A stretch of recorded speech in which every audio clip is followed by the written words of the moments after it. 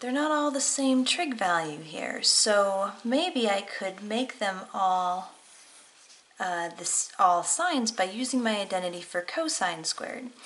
So my Pythagorean identity for cosine squared is that that's going to be 1 minus sine squared x.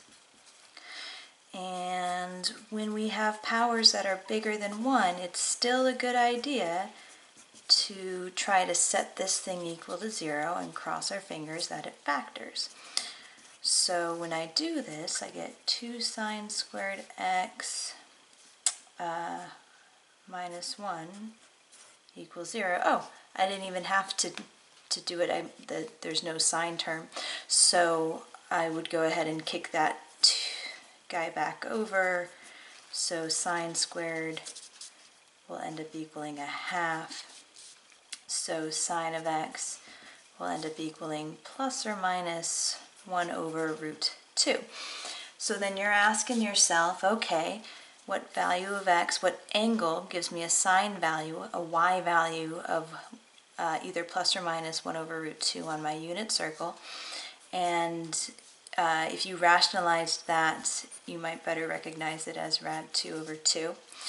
And so those are all your pi force angles. So every single one of them, because you'll take plus or minus. So pi force, 3 pi force, 5 pi force, and 7 pi force.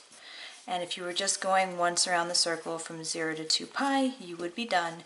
But if they wanted all of them, what kind of happens here with these pi force angles is you could take each one of them and add 2 pi to all of them as many times as you want. You could just put plus 2 pi n, plus 2 pi n, or 2 pi k, or whatever you like to use, and that would be fine. But it's a little redundant. We can do much better. If your answers are equally spaced, like our 180s in the past, we were able to just use one of them and get 2 for the price of 1 by just adding pi. Now here with these pi force, they're all pi force apart. So I can just take that first one and add pi force, oopsie, I can write, getting excited, pi force k times for any integer k. So I'll hit this one, that one, that one, that one, that one, and go on forever and get them all. Exciting.